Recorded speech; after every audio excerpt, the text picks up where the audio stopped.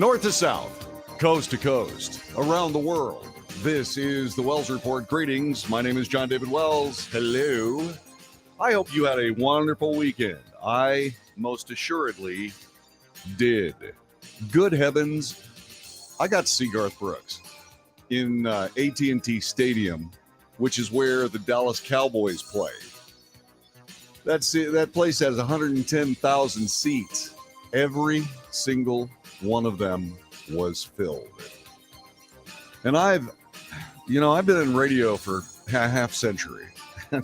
Okay, I started when I was 4. Okay, no, actually, I started when I was 15. But I've seen the greatest concerts in history, and this one was the best I've ever seen. He's got a stadium tour going on. It's going on around the country. Whatever you do, go see Garth Brooks. You will be stunned.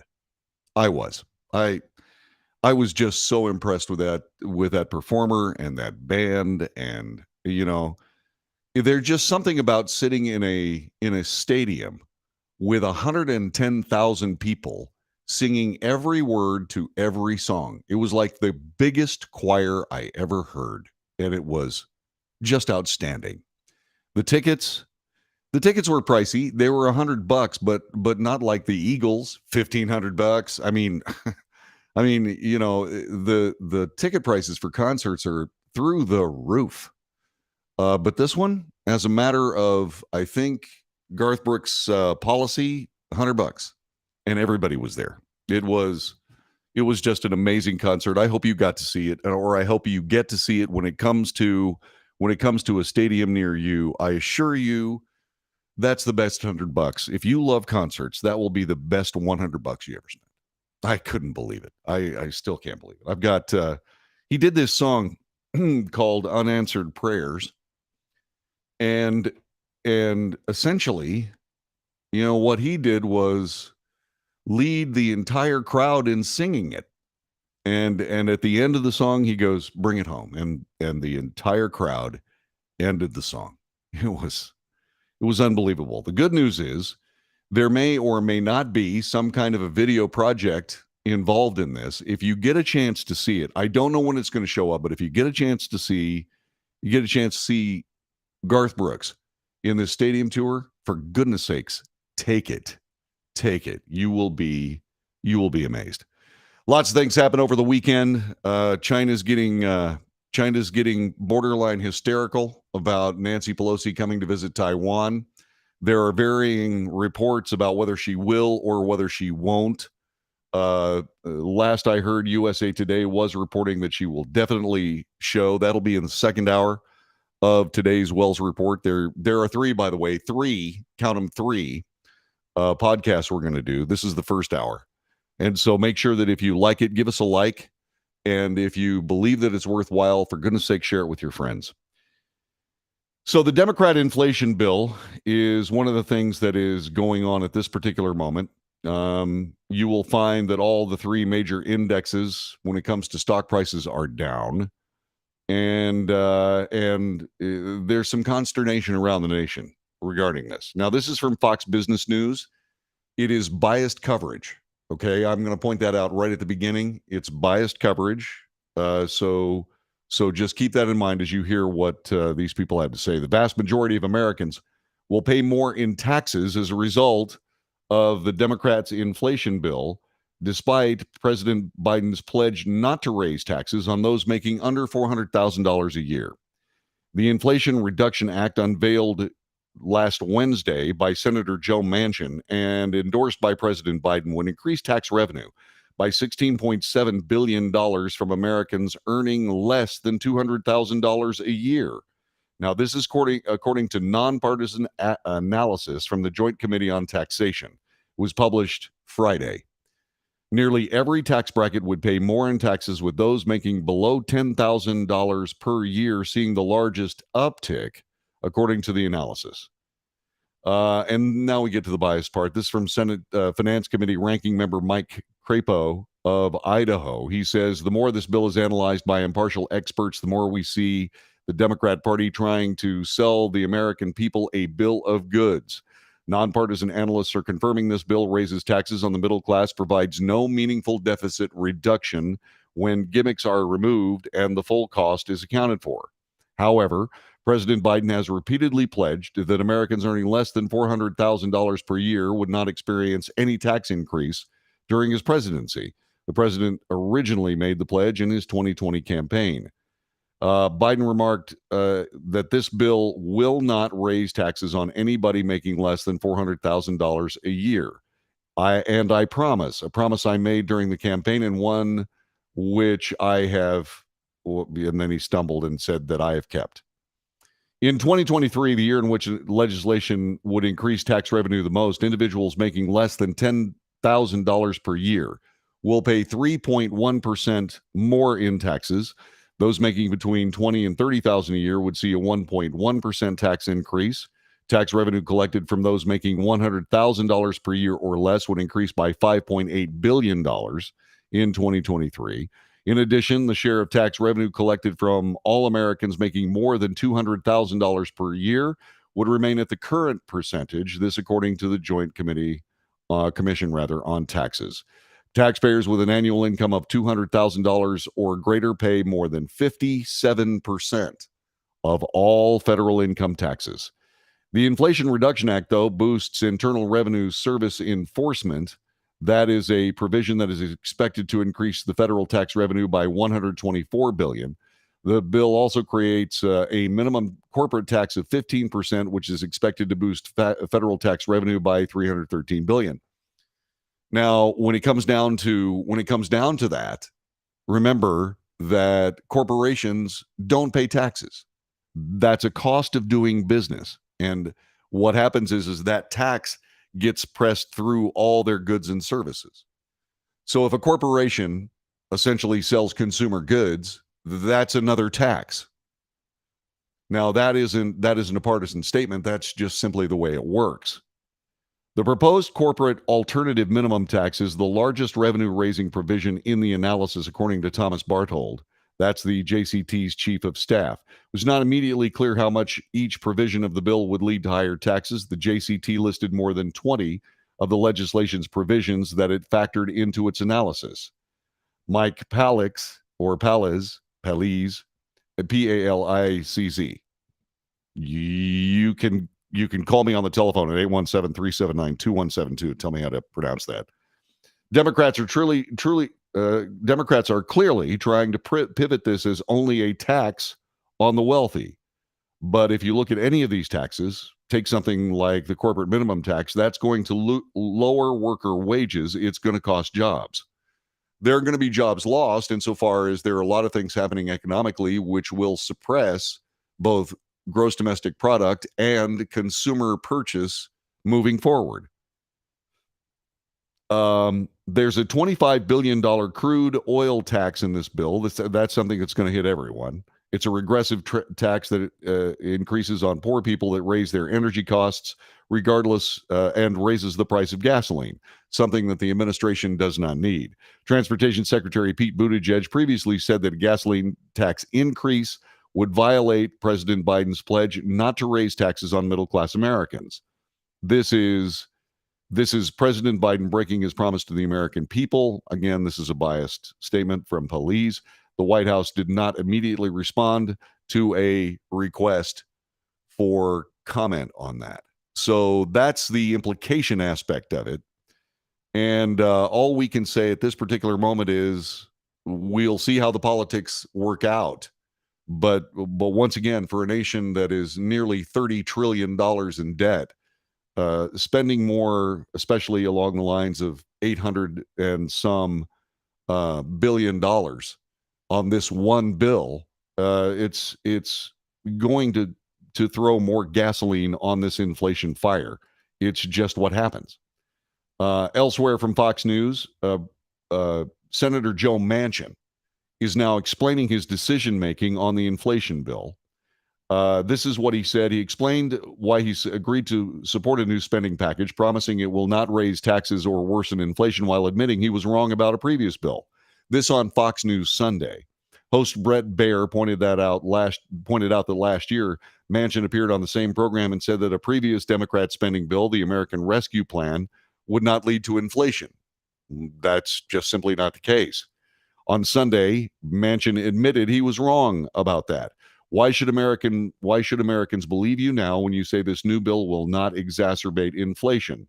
Manchin said, I'll make sure I don't make that mistake again. Bottom line, I'll make sure I didn't make that mistake again. Okay, so he repeated himself. Manchin also stated emphatically that the new bill will not raise taxes, although groups like Americans for Tax Reform claim it will. It does not raise taxes, Manchin said, explaining that all it does is close loopholes. Manchin said that he had been doubtful that he would be ever able to reach a deal with Senate Majority Leader Chuck Schumer.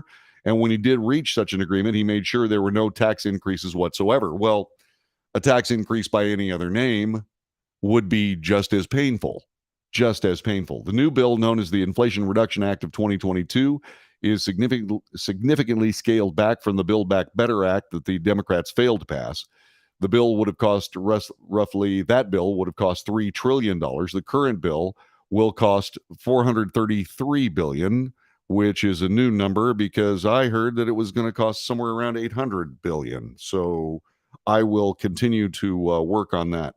The new bill includes a 15% corporate minimum tax for businesses worth more than $1 billion, which is estimated to raise $313 billion. Stepped up tax enforcement from the IRS, estimated to raise $124 billion. It will close the carried interest loophole that would raise some $14 billion. The senator insisted it was not the same as raising taxes. All this does is close loopholes, said Senator Manchin. Another part of the bill that Manchin addressed is a subsidy for people who make up to $300,000 a year who purchase an electric car. The provision had been criticized for forcing the general public to pay wealthy Americans in their pursuit of buying expensive vehicles. Manchin himself blasted the idea in the past, pointing out how vehicles were already in high demand, so incentives made no sense. Today, Manchin says he still holds the same belief, but claims the current bill is not just about buying electric, but supporting American production. In order to qualify for the subsidy, a car's battery has to be made in the United States as opposed to China. We should not be looking for China to make sure they have a total stranglehold on us. And that's what we're trying to break. We're trying to break it as quickly as we can because we are incentivizing. That's according to Senator Manchin. Now, there's one other player in this. We don't know what she will do. This also from Fox News. The fate of a social spending bill and tax bill agreed to by Senator Joe Manchin and Senate Majority Leader Chuck Schumer hangs in the balance as another key moderate, Senator Kyrsten Sinema, still has not said whether she'll support it. Manchin said he plans to talk with Sinema on the Senate or on the Senate Monday about the bill. Her office said it may take a little longer for the senator to decide how she will vote. More about that coming up in just a couple of minutes. Mike Renouy has joined us. Jessica Hamilton Kennedy has joined us. Sherry Colbert. Also, Michelle Larrabee has made the show today. You can too. Go to the chat. You can find that on YouTube. You can find it on Facebook. You can find it on Twitter. And you can find it on Twitch. And we will continue with today's news, analysis, commentary, and debate. That is what we do. Don't forget the telephone number, 817-379-2172. Back with more in just a moment. This is the Wells Report. Thanks for joining us.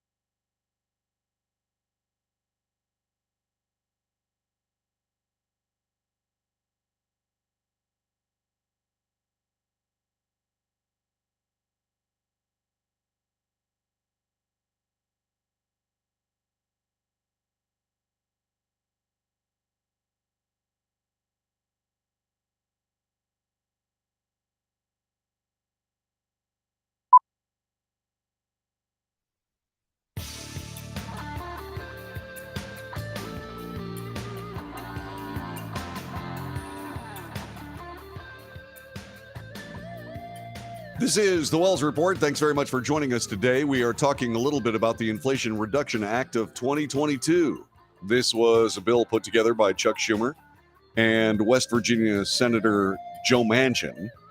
And it is something that essentially creates a reversal in support for Joe Manchin. And he's very likely going to hear about it.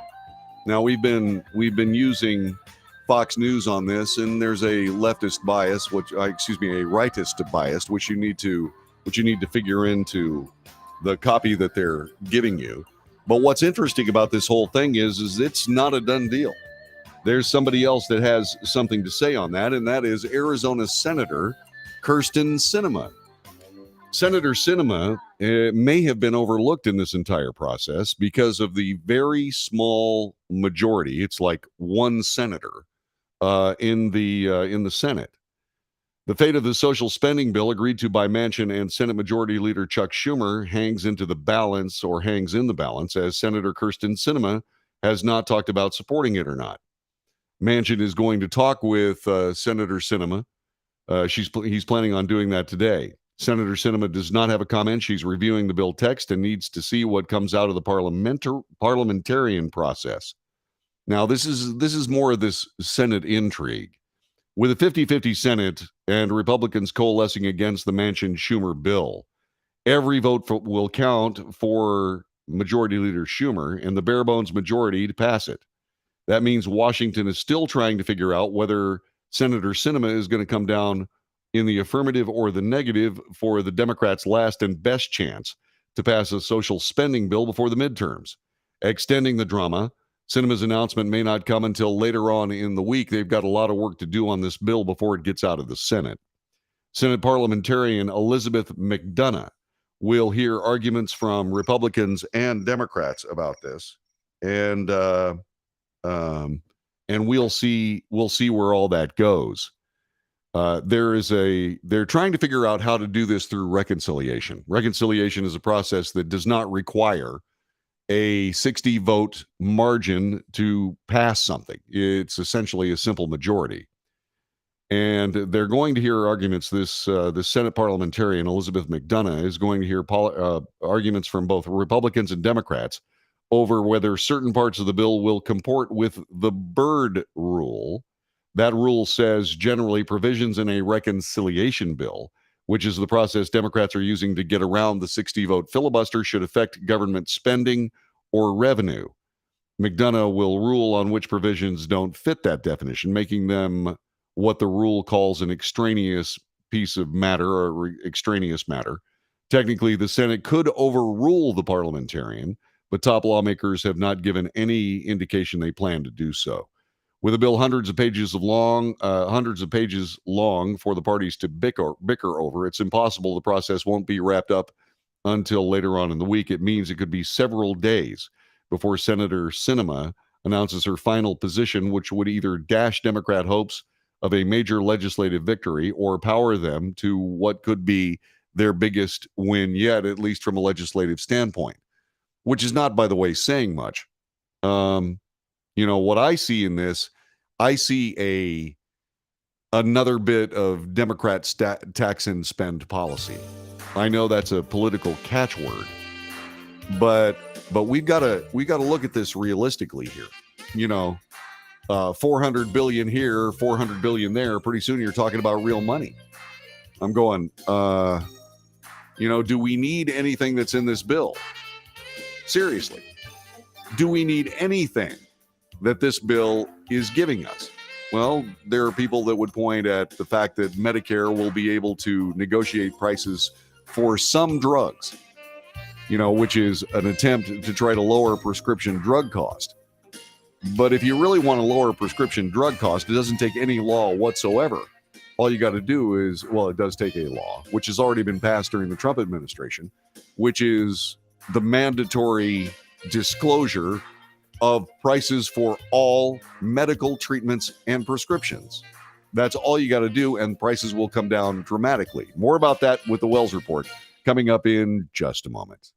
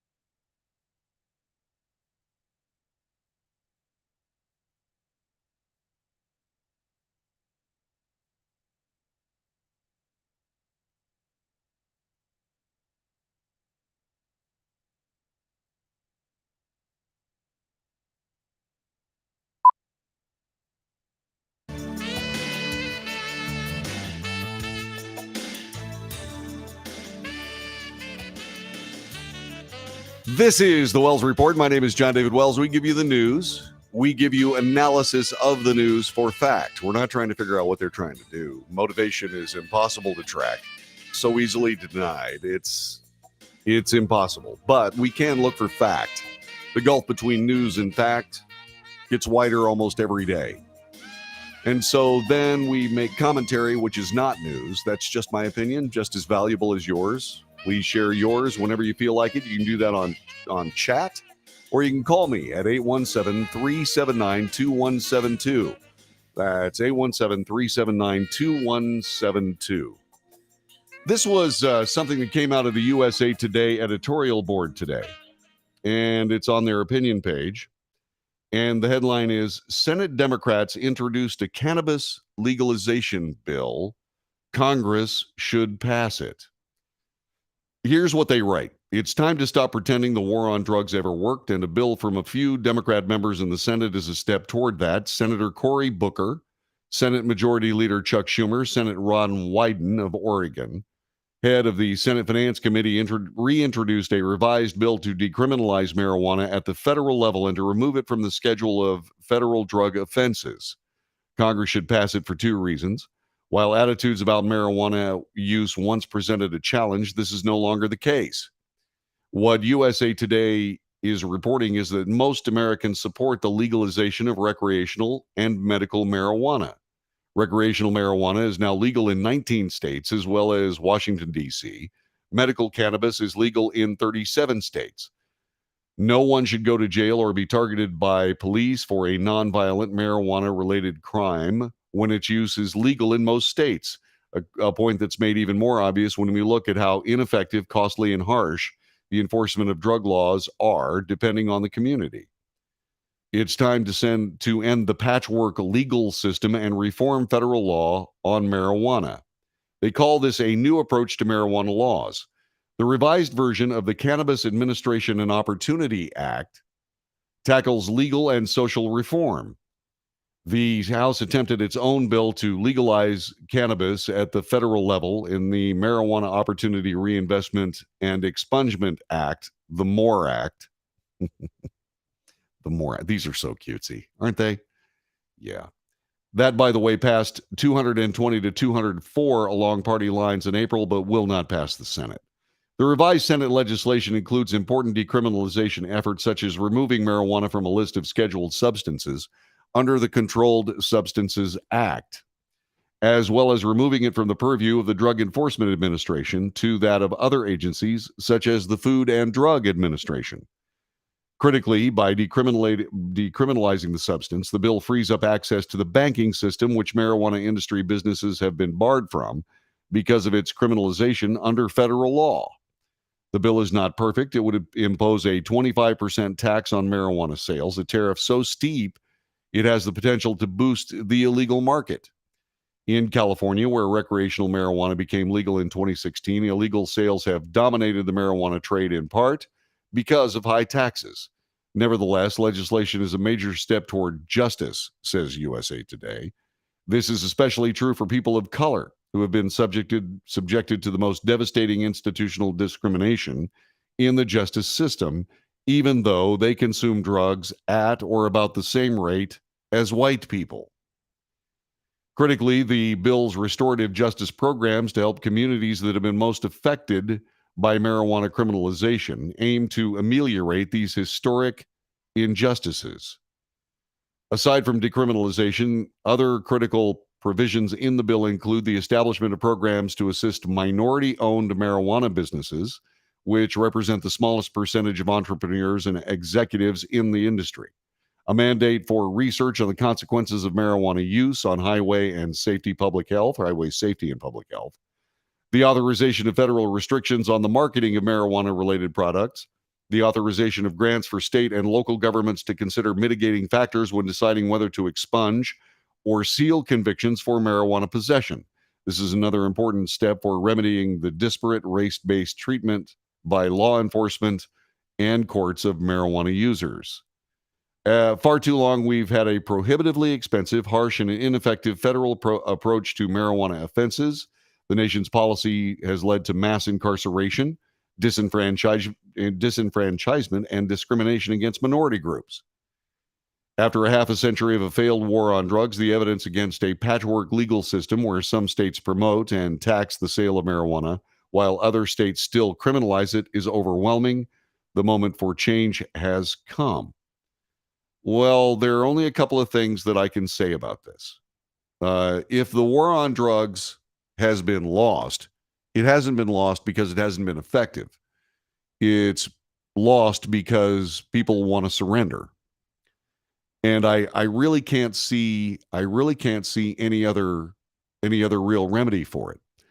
Now, this particular bill immediately throws the race card, which is getting tiresome. It truly is getting tiresome. And I look at that and I'm saying, you know, these communities make their own decisions. They do make their own decisions. The idea that people are being hunted down or there's been some form of concerted police effort to take people off the streets because of marijuana possession in recreational amounts, I think pretty much speaks for itself. That doesn't happen. That just simply doesn't happen. Now, all I can say on this is that they go on to talk a little bit about how this is something that would stop the illegal trade. It's not going to stop the illegal trade. The illegal trade is not just going to disappear because of this. And also, we're in a position here where we still don't have, and at least this bill does something to start that process. We still don't have real research on what marijuana does in your system. You know, you can be high for a time and then not be high for a time, but still, or at least not realize you're high for a time and make real bad decisions behind the wheel of a car. And what I was getting back to when it comes to this idea that it's going to slow down the illegal trade. Look, most of the marijuana that's sold in the United States is illegal. It is not grown here. It is sent through the cartels, through Mexico, through this wide open southern border. And that industry south of the border is beyond violent. It is ultra violent. It is savagery. The things that happen on the southern side of the U.S.-Mexico border regarding marijuana trade it's unspeakable. It's atrocious. It's just unspeakable. What people do to each other based on trying to get a little piece of turf on that border to be able to import marijuana across the United States frontier it would literally make you puke. There's no other way to say it. Except to describe it, I won't. I simply won't describe what happens down there. I mean, it's just take my word for it. It's unspeakable. And so, okay, so maybe we reduce criminal activity around marijuana north of the border. But that is not going to do anything about how to get that marijuana into the country. Then, of course, we get back to the medical aspects of it. We don't know how much marijuana defines you as being high. We know how much alcohol is. It's around 0.10%, even though because of pressure from drunk driving pressure groups, special interest groups, the barrier for drunk driving is somewhere usually around 0.08. But we don't have any idea what the percentage of THC in your system, that's the active ingredient in marijuana. We have no idea how much of that is required for you to be high. We also don't know what happens from a standpoint of how long it takes for you to sober up from marijuana. We don't have any idea. How long are your judgmental reflexes affected? I mean, it's one thing when somebody pulls out of a car, somebody in their car pulls out in front of you. You know, you're sitting there going, wow, okay, and you hit your brakes and that's that. Or it's instinctive and you don't have a chance to even say anything. But if you're high and you're driving down the road and you go, whoa, that guy just pulled out in front of me. Wham. I mean, We've quoted an awful lot of statistics regarding how much traffic accidents involving people with marijuana in their systems have spiked in all these states that have made recreational marijuana legal. All of this it's on the record. It goes up like 300, 400%, the number of people that have traffic accidents when they're high on marijuana. Okay, or have marijuana in their systems. So once again, is this actually doing anybody any good? And then this racial thing that the disparity is in the communities of color in the United States. Usually marijuana possession is a secondary charge. Is it something that gets charged? Yes. But it's usually something else happens, and then somebody realizes this person has a pound of marijuana in his trunk or more. And so is that a disparity, or is that just plain law enforcement? And we know what happens when you decide to curtail law enforcement in this nation. It doesn't turn out well at all. As far as I know, it all distills down to this for me. It distills down to this question. All right. Is American society going to be better or worse if recreational marijuana is made legal? Will things in the United States be better or worse with the legalization of marijuana? Telephone number is 817-379-2172. 817-379-2172. The Senate wants to pass this bill. USA Today is all foursquare behind it. Do we need to legalize recreational marijuana in the United States? Will it make our country better or worse? And why? 817-379-2172. 817-379-2172. One of the things that happened in Colorado when they legalized marijuana was that kids ended up, by the scores, ended up in emergency rooms around the country because their parents were getting high. The kids. Now, I think that kids are, used politically whenever it's convenient. But I wait for real, frank medical news on this. And when kids are going to the emergency rooms because they're stoned thanks to their parents, I think that's something worthy of discussion. Will our country be better or worse with legalized recreational marijuana? In the main. If you think it would be, tell me why. I want to know why you believe it would make the country better. Tell me why it would make the country worse. Telephone number, again, 817-379-2172.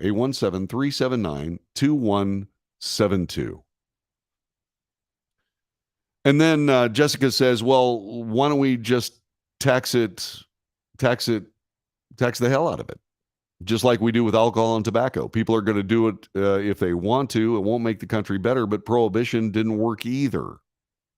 Well, I understand. But this is a different kettle of fish. Yvonne points out that you can come down from being drunk in a couple of hours or so. Marijuana stays in your system for several days. That's as far as drug testing goes. And that's something else. There are people that lose jobs all the time because they test positive for marijuana. So if we have a society where recreational marijuana is okay, just exactly what about all those jobs that require that you be able to pass a marijuana drug test? Where do those go? This is rife with a lot more unintended consequences than I think it makes for the good. I just don't think things are. I just don't think it makes that much sense. Will our country be better or worse with legalized recreational marijuana? 817-379-2172. Now would be a very good time to call while we have a quick break going on here, and then we'll be back. Again, 817-379-2172. You're listening to The Wells Report. My name is John David Wells. I hope you had a wonderful weekend. Going to be another incredibly hot week. How hot, you might ask? Well, I've got some information from the powers that be regarding electricity use. That's next on the Wells Report.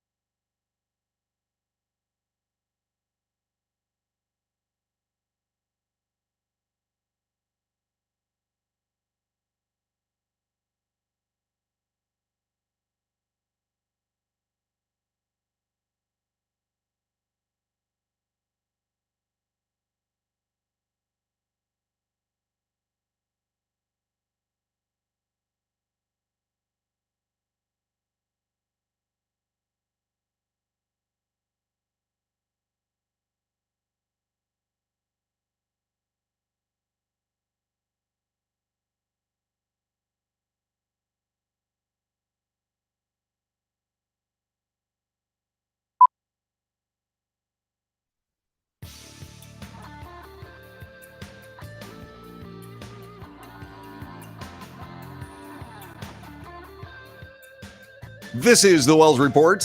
We're coming to you from far north Fort Worth, Texas, from the Fort Wells Keller Studios. That's where we are right this very moment. The palatial home of the Wells Report.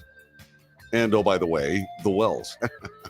Yeah, my commute went down to a flight of stairs, which I like.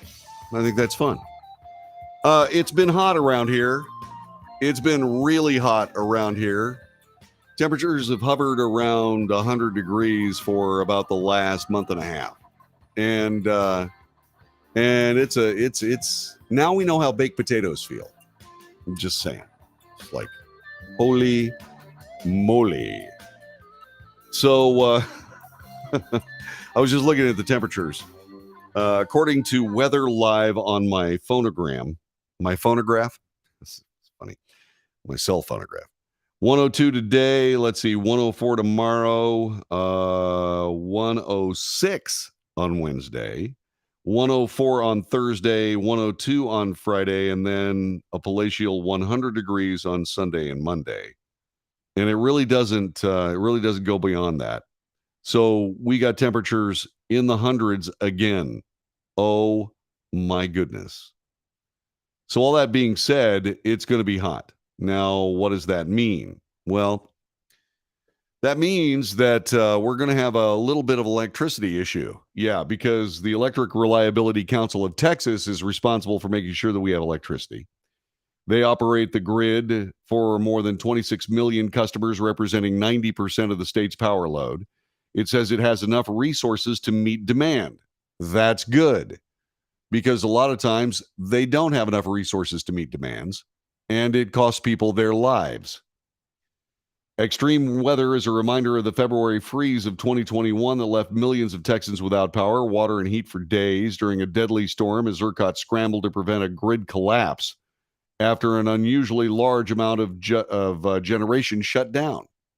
Well, they didn't have enough generation online to begin with, which was the main problem with this. And yeah, all of these wonderful windmills just plain froze solid. And now, I mean, I've been talking about this for years. For twice a year, like clockwork, we keep getting threatened with blackouts and brownouts and so on and so on. Guys, look, you're going to have to spill a little bit on the way to the bank, and you're simply going to have to make sure we have enough power generation. Generating power is not a problem. This is not an issue. Unless, of course, you're trying to shave down the margins for the sake of your bonus, so that what happens is that when we run out of electricity, it's because people use too much electricity. Hold on. At the end of all of this, is still a public utility. We get to decide how much energy we use. Your job is to supply it. Hence the name Electric Reliability Council of Texas. Now, if you live outside Texas, you have one of these too. It's essentially an organization that price fixes. And the people running them are not bonused because of reliability. They're bonused by how much money can be saved to those people that generate electricity, right? Yeah. So that's what's going on here. The grid has had enough resources to meet demand, only asks consumers to conserve power on occasion. AccuWeather forecasts temperatures in Houston, the biggest city in Texas, will rise from 92 degrees today to 96 on Wednesday. That compares with a normal high of 95 degrees for this time of year. ERCOT forecast power use will rise to 78,939 megawatts. That'll happen on Tuesday. 80,076 megawatts on Wednesday, topping the current record of 78,828. 1 megawatt can power around 1,000 U.S. homes on a typical day, but only 200 homes on a hot summer day in Texas. Power prices at the ERCOT North Hub, which includes Dallas, slid to a one-week low of $96 per megawatt hour for Monday and $118 for Friday. That compares with an average of $77 so far this year, $141 in 2021, and a 5-year average of $56. All right. So that's what's going on there. So yeah, it's going to be hot and it's going to be expensive. Our electricity bill's been pretty seriously up there. But fortunately, we've been doing well from a standpoint of being able to keep the house comfortable, because it's just plain too hot out there. It just is. I mean, most of us do our walking in the early morning hours because it's usually the only time you can go, unless, of course, you want to feel what an ant feels like when some little kid holds a magnifying glass over it, which is, not that I never did that, by the way, ever. Yeah. So what I wanted to tell you is hotness. ERCOT is, and I've been very critical of ERCOT. Okay. There is no excuse to have people in Texas in 2022 not being able to have electricity when they want it. Okay, if we pay our bill, your job is to make sure that we're having electricity that we pay for. That's your job. That's called a public utility. Once again, when we decided to deregulate electricity, that was a big mistake. That was a big mistake. We should just have public utilities again. We truly should, where the emphasis is on utility instead of profit. You're listening to the Wells Report. My name is John David Wells. Hang in there. This is the end of hour one. We've got another hour coming up in just a couple of minutes, and then one after that. Back with more in just a moment.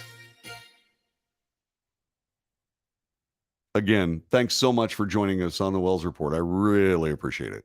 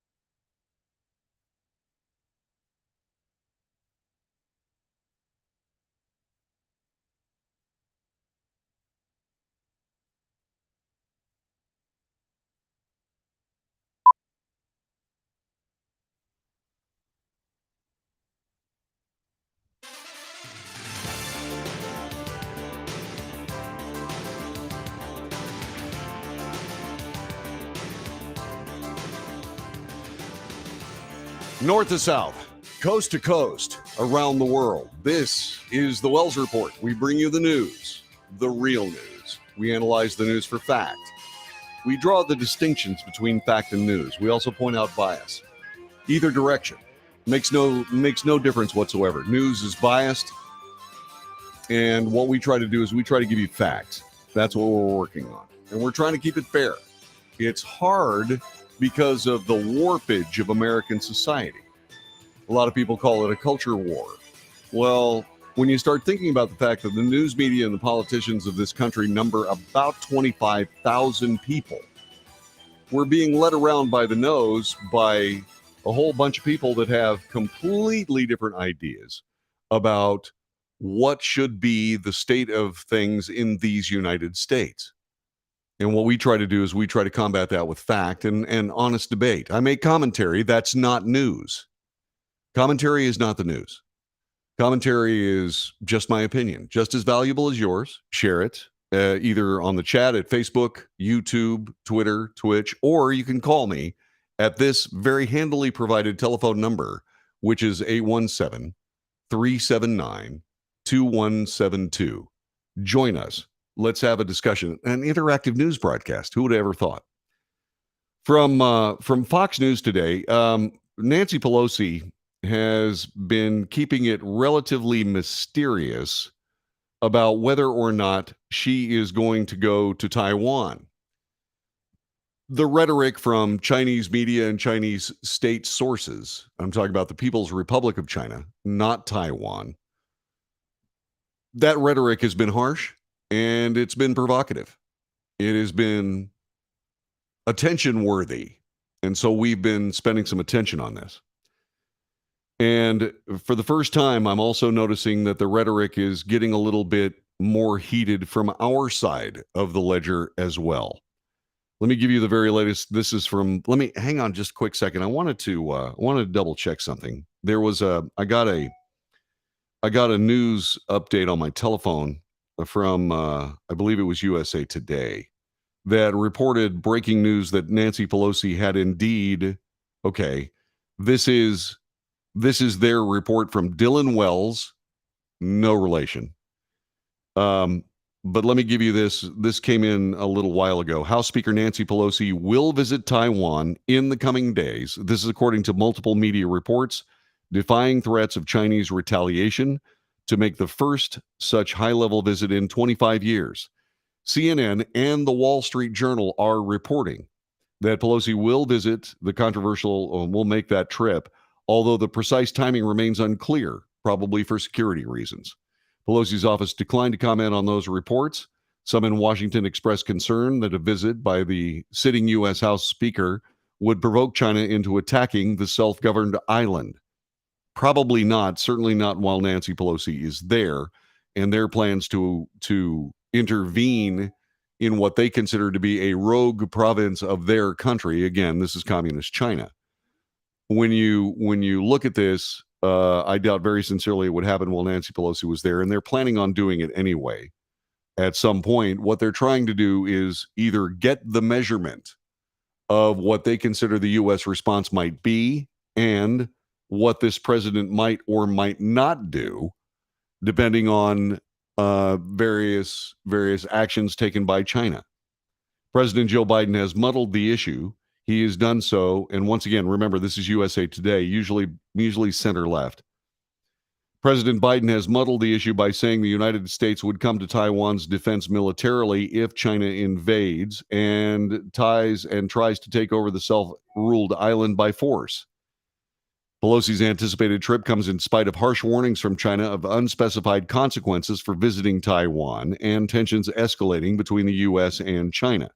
Chinese Foreign Ministry spokesman Hua Chunying warned in a tweet today, quote, "The U.S. government must honor its commitments in both word and in deed.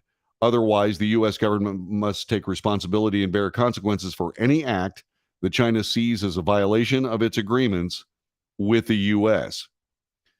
Earlier Monday, Chinese official Zhao Lijian said the Chinese military will not sit idly by if Pelosi visits Taiwan. This according to Reuters.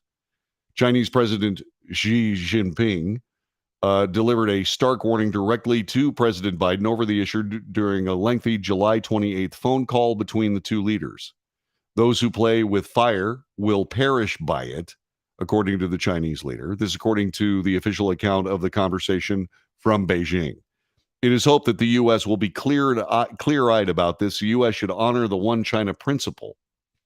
Well, it's one thing about the United States honoring the one China principle as stated by the U.S. and honor the one China principle as stated by the People's Republic of China. The call between the two leaders came after warnings from the China Foreign Ministry that a visit from Pelosi would challenge China's red line and will be met with resolute countermeasures. U.S. officials have called such comments escalatory. Correct. John Kirby, the National Security Council Coordinator for Strategic Communications at the White House, said this. Frankly, that kind of rhetoric is unnecessary and unhelpful. Rhetoric of that kind only escalates tensions in a completely unnecessary manner.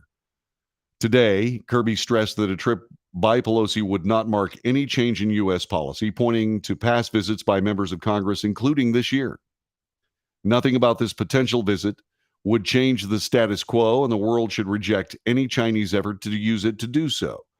We will not take the bait or engage in saber rattling. At the same time, we will not be intimidated. We have repeatedly said that we oppose any unilateral changes to the status quo from either side. And we have said that we do not support Taiwan independence. And we have said that we expect cross-strait differences to be resolved by peaceful means, said Admiral Kirby. Pelosi would not confirm her trip. Lawmakers are generally do not publicize overseas trips because of security concerns. Former Speaker Newt Gingrich of Georgia was the last House leader to visit in 1997. After the call between Biden and Xi, the White House press secretary Karine Jean-Pierre said that that Biden would not tell Pelosi if she should travel to Taiwan or not. That's because there are three different branches of government: executive, legislative, and judicial. Asked about the speaker's plans, Biden said previously the military thinks it's not a good idea right now. Congressional leaders backed Pelosi's travel plans, including the top two Republicans, who said not going to Taiwan in the wake of China's threats would be a win for China. If she doesn't go now, she's handed China a victory of sorts, said Senate Majority Leader, make that Minority Leader, Mitch McConnell. That before the trip, House Minority Leader Kevin McCarthy echoed McConnell and said that he would lead a bipartisan trip to Taiwan himself if he becomes Speaker. Once again, the Constitution is very, very clear, and U.S. practice is very, very clear. The President of the United States is the person responsible for U.S. foreign policy, and it does muddle the water when other U.S. officials go. And China is framing the visit by Nancy Pelosi as a visit by the third-ranking leader of the United States, which technically she is. This is how Fox News reports it. After rampant speculation, House Speaker Nancy Pelosi will be visiting Taiwan and meeting with government officials this week, according to reports. The former editor of a Chinese-run publication issued a dire warning. While certain details remain up in the air, Pelosi is expected to go to Taiwan following her current stop in Singapore. She is reported to have planned meetings with Taiwanese officials and others tomorrow evening and Wednesday. She's definitely coming, a person familiar with the situation told the Wall Street Journal. The only variable is whether she spends the night in Taipei. Pelosi would be the first House Speaker to visit Taiwan since Newt Gingrich in 1997. China has issued stern warnings. So we've covered those here on the Wells Report. Here's some of that harsh rhetoric that we're talking about. And believe me, it is harsh. Let her go to Taiwan, but pray for her. Chinese state media sends a grim warning to Senator Nancy Pelosi, and Red Army releases video of missile strikes ahead of a trip tomorrow night as Taipei prepares for war and cancels military leaves. This, by the way, is Daily Mail from the London Daily Mail in the United States. So, so here are the bullet points. The Chinese People's Liberation Army has issued another warning to Nancy Pelosi ahead of a potential trip. Video release showed troops conducting missile strikes and hundreds of soldiers lined up. Chinese state media personality Hu Zhijin also issued a grim message to the Democrat telling her to go on the trip but pray before her departure and wish herself not to be defined by history as a sinner. Okay. Two unnamed officials told CNN Monday that Pelosi will touch down in Taiwan despite Chinese threats of a military response. Reports from TVBS News in Taiwan have said that Pelosi could arrive in Taipei as early as tomorrow night. The visit will inflame tensions with China, which considers Taiwan a territory. Chinese officials have warned that they will not sit idly by if Pelosi visits. Last week, they went so far to say that they would shoot down Pelosi's congressional jet if it's detected in Chinese airspace with a military escort. Depending on what Chinese airspace is, that is the wild card in that statement. China's Xi Jinping warned Biden not to play with fire over Taiwan last weekend in a marathon phone call. So now military sources are speaking. The Chinese People's Liberation Army has issued another warning to Nancy Pelosi ahead of her expected trip to Taiwan with a video simulating a missile strike, aircraft carriers advancing and fighter jets in formation, and a stern warning from state media. The video was posted on WeChat, which is their version of Twitter, following reports of the U.S. House Speaker arriving in Taipei on Tuesday night. Despite Beijing's warning, they could shoot down her plane and launch a military response.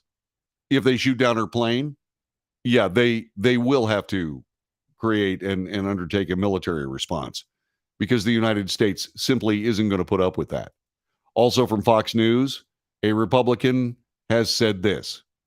President Biden needs to make clear to China that any harm to House Speaker Nancy Pelosi during her trip to Taiwan would be, quote, tantamount to a declaration of war, unquote. This from Republican Florida lawmaker and retired Green Beret commander Michael Waltz. China's government has warned that it will take forceful measures if Pelosi visits Taiwan after the Financial Times reported she would travel to the Chinese claimed island. Hu Zhijin, former chief editor of the Global Times, which is essentially the Chinese state newspaper, called Pelosi's planned visit an invasion and suggested shooting down the speaker's plane if U.S. fighter jets escort it to Taiwan. U.S. government official, this is Mr. Kirby, said this is unnecessary rhetoric. U.S. policy toward Taiwan remains unchanged. The story on Friday, Representative Waltz said the Biden administration needs to take a much stronger stance with China and show unequivocally that it has support for Nancy Pelosi's trip. There is more. We will share it with you as we continue with the news and analysis and commentary and debate.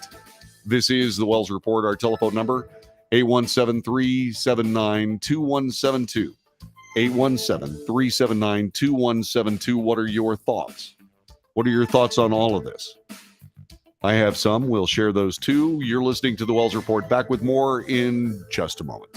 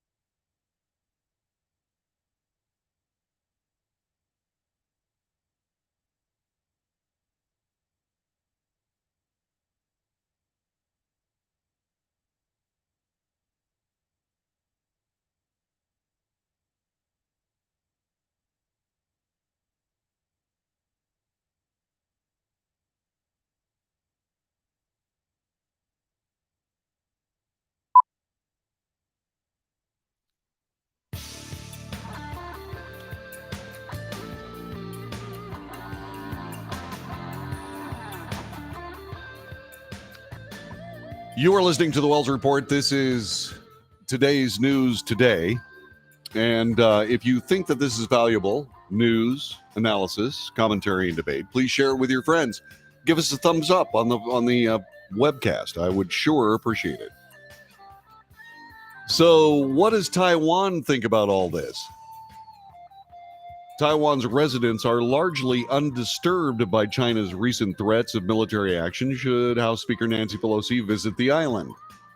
News of potential of Pelosi's trip to Taiwan leaked last week. She would be the highest level U.S. official to visit the island since House Speaker Newt Gingrich did it in 1997. China has warned the U.S. that it will react in a firm and resolute manner if Pelosi goes through with the trip, but the country has made a habit of such threats for similar visits in the past. I don't recall them being this intense before. To the Taiwanese people, Chinese threats have never stopped in the past decades. It's happening every day, said Taiwanese lawmaker Wang Tinyu. He told Reuters this Thursday of last week. Taiwan needs to be on guard, but Taiwan will not cave into fear. Interesting. I wonder if the United States will. Taiwan resident and education professional Chen Yan-chen said China is making mostly verbal threats at the moment, so at this time, I'm quite at ease. Pelosi's trip has placed her in a unique political position, with Republicans on Capitol Hill urging her to go through with the plan. President Biden advised her not to. Speaker Pelosi should absolutely go forward with her trip to Taiwan. She might want to consider adding a prominent Republican like Mike McCarthy, the House Republican leader, to show bipartisan support that exists in the country for Taiwan.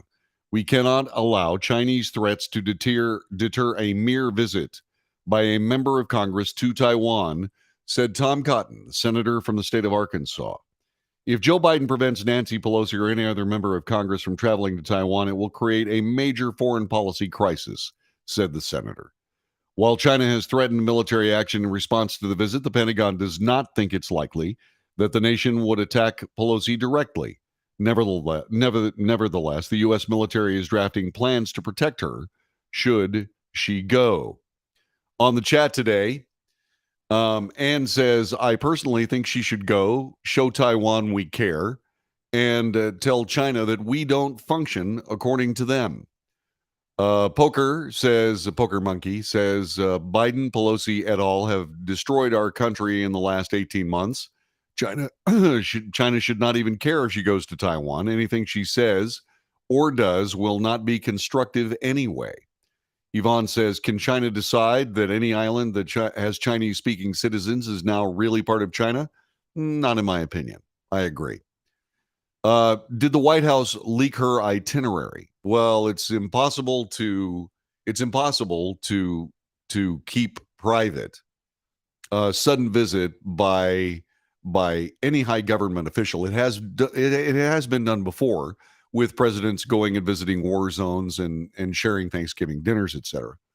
but this one has information from the various countries being talked about and so on. So the specific itinerary is under wraps. That she went is not. Flem points out that the Republic of China's government fled to Taiwan in 1949. Yeah, that was Chiang Kai-shek. And let's see. China has a very large propaganda effort. They don't need anybody like George Soros contributing. And then Gail says that she believes that President Biden is in bed with the Chinese. Well, this is why you try to stay out of Chinese business affairs or the affairs of business involving your nation's enemies. Self-declared, China makes no bones about the fact that we are their enemy. And so this is why you really should stay away from encumbrances involving the nation's enemies. Joe Biden and his family, they have not done that. There's an interesting point by Kent. I'll share that with you as we continue. This is the Wells Report, back with more in just a moment.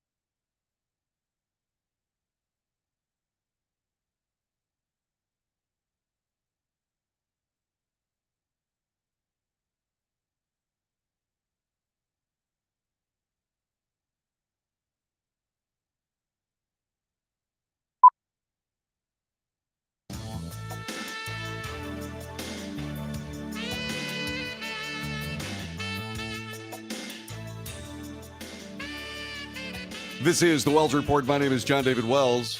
We were talking a little bit about China a second ago. Let me get back to some of the chats about that.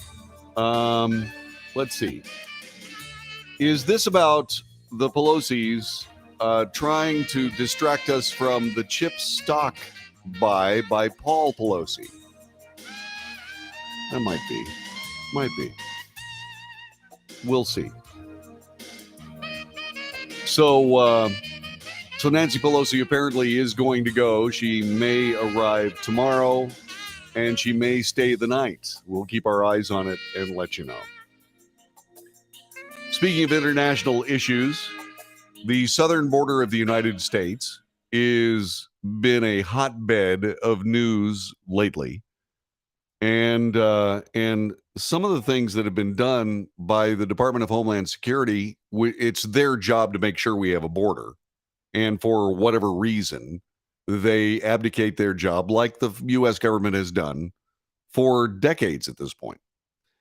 Only President Trump actually ran on a platform of we're going to fix the border and started doing so, despite unbelievable obstruction by the political process on both sides of the aisle. You know, they talk about how important it is to have bipartisan action. Well, yeah, there was bipartisan action, all right, to keep that border open. Something you should remember when you walk into the voter booth of your choice in the 2022 election. But now what's leaking out, thanks to a whistleblower, is an internal memo that has both garnered a great deal of attention by GOP senators and representatives, but zero attention from the mainstream media. Even though Fox News is a part of the mainstream media, they're just a very, very small part of that entire spectrum, which of course leans left. Fox News will bias to the right from time to time, but we can catch them. I mean, you know, bias is easy to spot. And so Fox News is the only one reporting this.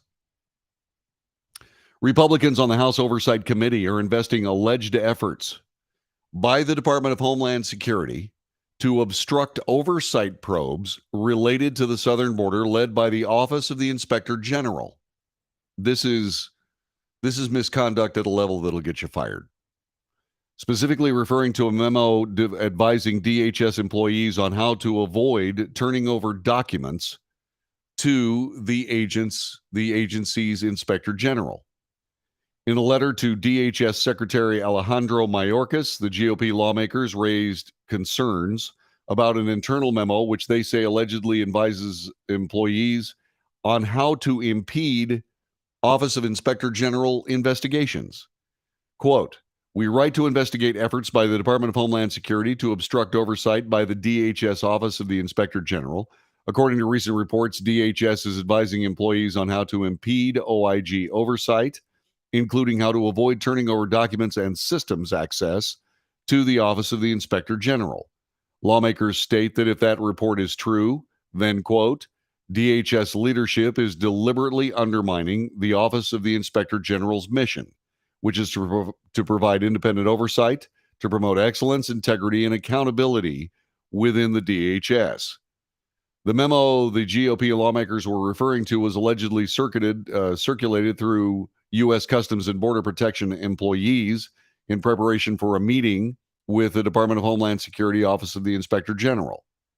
Essentially, the memo encouraged CBP employees to resist the OIG's request for access to Customs and Border Patrol systems. More alarming, CBP's memo included flawed legal analyses, apparently sanctioned by the Department of Homeland Security Office of Counsel General to justify withholding information from the Officer of the Inspector General, the Office of Inspector General.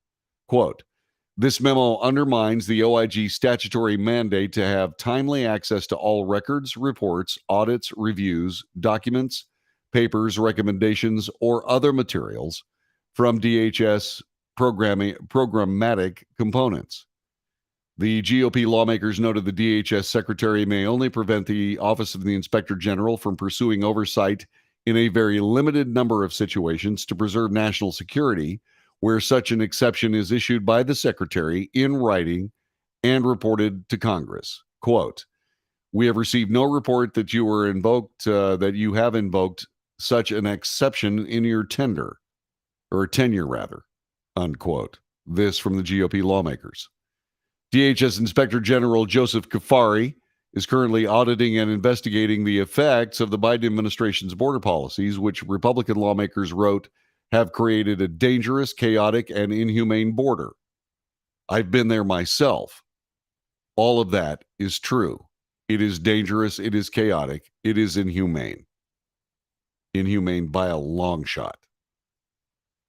Quote, we are concerned the DHS efforts to obstruct OIG oversight is targeted to CBP program areas, they wrote, noting that Customs and Border Patrol employees are on the front lines of the border crisis. Therefore, the Department of Homeland Security Office of the Inspector General must have access to these employees and CBP systems so it can accurately assess the Biden administration's decisions and execution of the law regarding the southern border. In the light of growing catastrophe along the southern border, DHS obstruction is particularly troubling, they continued. Rather than committing time and resources to deny information to the Office of Inspector General, the Department of Homeland Security should be dedicating resources to protecting the southern border. Hear, hear. The lawmakers requested comments and communications about DHS efforts to deny the DHS OIG access to information needed to conduct its audits and investigations. By August 12th, lawmakers requested copies of memos transmitted from DHS headquarters that advise personnel on how to interact with the Office of Inspector General, drafts of any memos, documents, and communications related to the OIG's office, and documents between CBP personnel referring or relating to interacting with the OIG, the Office of Inspector General.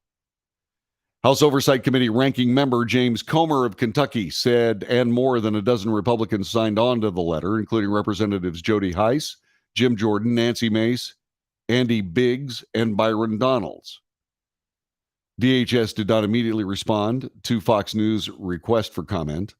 Kafari was confirmed by the Senate as the Homeland Security Inspector General in 2019. He served more than 40 years in the United States Air Force, on active duty in the reserves, and in the Arizona National Guard. Well, this is not something that comes as a surprise. I'm sure you realize that. But that this need to provide a political solution to what is a clear national security issue speaks for itself. It just speaks for itself. That somebody would actually put out a memo from leadership on how to evade or be evasive with the Office of the Inspector General should get these people fired instantly. I mean, that's gross misconduct from day one. Absolute day one. It's outrageous on its face, at least in my view. How about yours? Telephone number 817-379-2172. 817-379-2172. Do you believe that this idea that politics is more important than the Office of Inspector General of the Department of Homeland Security? Well, I mean, can there be a more poignant or illuminating response to what's going on in the southern border than to tell your DHS employees not to cooperate with the Inspector General? They say when there's smoke, there's fire. Are you choking on the smoke yet? I am, by a long shot. I mean, you don't lie to the Inspector General. You just don't. And you certainly don't lie to the Inspector General of something as big as the Department of Homeland Security. That is a behemoth of bureaucracy. I mean, there's so much policy going through that bureaucracy that nobody knows about that it's eye-watering. And nobody, once again, nobody is doing anything whatsoever to make sure that the people of the United States are being well served in their interests as opposed to the interests of the government or the bureaucracy. It's just essential that you have somebody that's able to provide oversight to one of these gigantic government agencies. Now, make no mistake. I thought the government creation of the Department of Homeland Security was an epic waste of money to reorganize the entire federal government around these post-2001 political gimmicks. But that is exactly what they've done. And it's inexcusable. I remember when Richard Nixon, for all intents and purposes, got tossed out of office. The idea that someone would break into your political opponent's office and try to steal papers for intelligence, that was, according to the conversations of the day, that paled in comparison to the attempt to cover it all up. And that's what they said. Well, apparently cover-ups are okay because the management of the Department of Homeland Security is talking about it out in the open. They sent out a memo. Well, here's how you can evade the questions from the Inspector General. Now, think about this for just a couple of minutes. I mean, if you're the Inspector General and you hear that this is happening, what's your first move? Your first move is to run that to earth. Find out who is making all that stuff happen. Is it Secretary Mayorkas? If so, he needs to go. He just needs to go. I mean, if he's actually telling his employees how to evade an Office of Inspector General inspection, that's borderline criminal. And depending on what issues the Office of the Inspector General is actually investigating, it is criminal.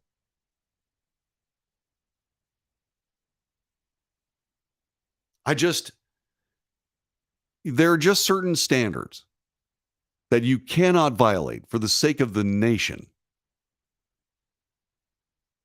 And one of those standards is that you absolutely must be honest and above board with the Inspector General of a United States governmental agency.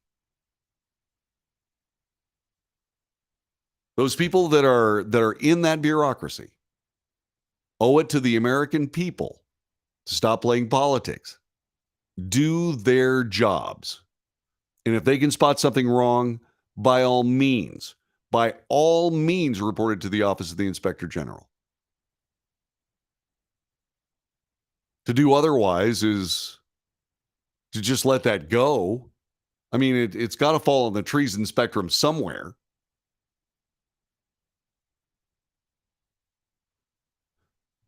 But it's just one of those odd things. It's one of these strange, hypocritical things that are going on. I mean, think about this for just a couple of seconds. What would the hue and cry be like if we, the people, had found out, or the media had found out, that President Trump had taken part in, or not necessarily taken part in, but for all intents and purposes, condoned a willingness to defraud the Office of the Inspector General? What would the mainstream media be saying about that? They would be coming unglued over that. They're just unglued. And what does it tell you about the mainstream media? Fox News, the only group reporting this. It doesn't say exclusive on it. It means that their fellow news agencies, if you can still call them that, those people just are all for it. They just say, "Yeah, it's okay. Yeah, we don't have to worry about any of this. It's okay. Don't fret." The Inspector General doesn't need to know what's going on at the border anyway. Oh, yes, he does. Oh, yes, he does. I just keep thinking if the situation was reversed. I just keep thinking what would have happened if the situation was reversed. It would be on the front page of every paper in the United States. Back with more in just a moment.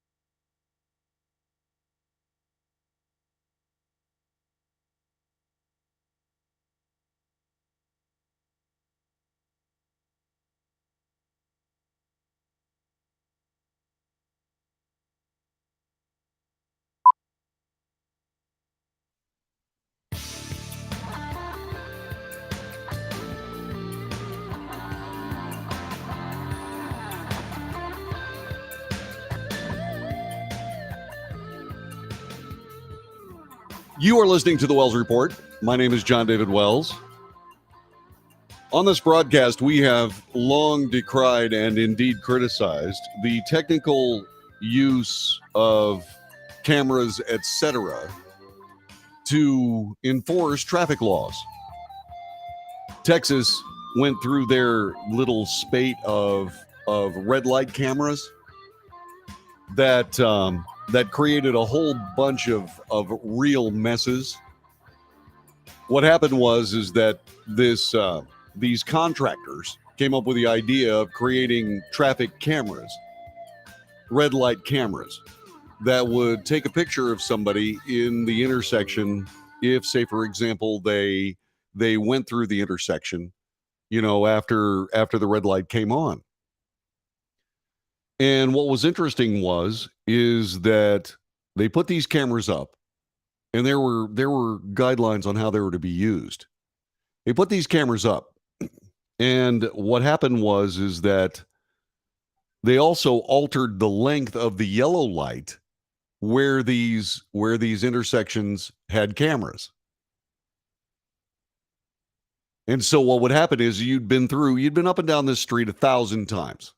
Okay. Suddenly they put in these traffic light cameras. And what happens? Glad you asked.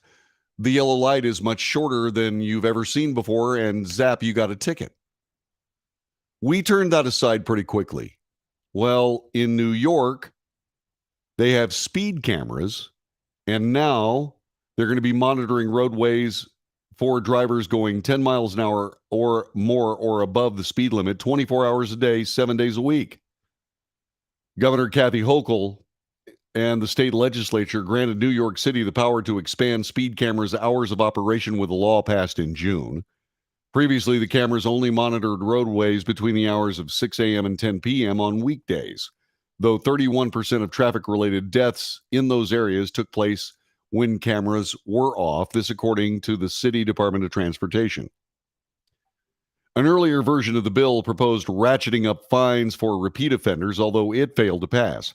Instead, drivers face a $50 fine for any violation, regardless of how fast the driver is going or how many times the car has been caught. Across the city, New York City, 2,000 speed cameras monitor 750 school zones. In 2020, speed cameras caught drivers speeding 4,397,375 times. This according to the most recent data available, according to a DOT report, Department of Transportation. New York City was granted the authority to start a speed camera program by the former Governor Andrew Cuomo and the state legislature in 2013. Within a matter of months, it seemed to have changed the driver's behavior. In school zones where cameras were present, there was an 8% decline in crashes where someone was injured, a 20% decline in crashes where children were injured while walking or on bikes. That was compared to averages from the years before the speed cameras were installed with one after. The city reports that on major throughways like the Grand Concourse in the Bronx, Coney Island Avenue and Eastern Parkway in Brooklyn, the Rockaway Boulevard in Queens, the number of violation speed cameras issued dropped by more than 80% since they were first installed, indicating drivers were pumping the brakes. Traffic fatalities have been on the rise. 142 people killed on New York City streets through last Thursday. This represents a 20% increase from 2019, the year before the pandemic hit, and disrupted normal traffic patterns, according to Department of Transportation data. Well, all I can say about this is that I'm not a big believer in letting technology do your law enforcement. And I'm also not a big believer in these ideas that for whatever reason, this kind of surveillance is good. I just don't believe that surveillance of any kind is good, especially in a society where there's just plain too much of it. When you think about all the electronic mess, all the electronic surveillance, every text, every email, everything that you send electronically, including this broadcast, is immediately soaked up by some federal data hub somewhere. I mean, that was that was the subject of horror movies when I was a kid. The idea that all of these surveillance cameras would be out there. Well, we live in that society right now. We're tracked everywhere we go. I went to Europe. And on European toll roads, what would happen is that you would stop at a toll booth and you would leave. And if you went too fast through the toll road, you would get a ticket. No court, no nothing. No court, no nothing. They just sent you a ticket and you had to pay it. And so you're looking at this going, is that where we're going next? You know that idea by Pete Buttigieg, where he wanted to set it up so that you were taxed on the amount of travel that you use the highways and byways, which means they simply spy on you wherever you go. I mean, that's something that's totalitarianism. Do we want to live in a society like that? The answer is no, and hell no. I mean, we've gone too far with it as it is, in my view. How about you? 817-379-2172. This is the Wells Report. We'll be back with hour number 3 in just a moment. Okay. Hope you like that. Hit like, and we'll see you next hour.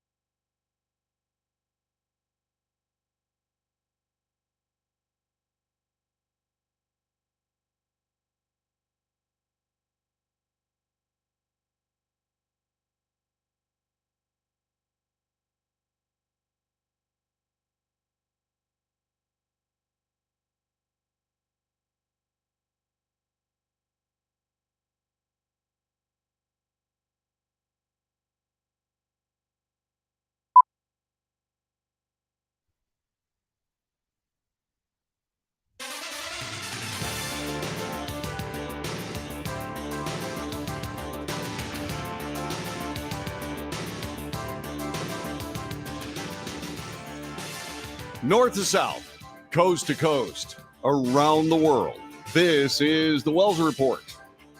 Greetings. We bring you the news. We analyze the news for fact.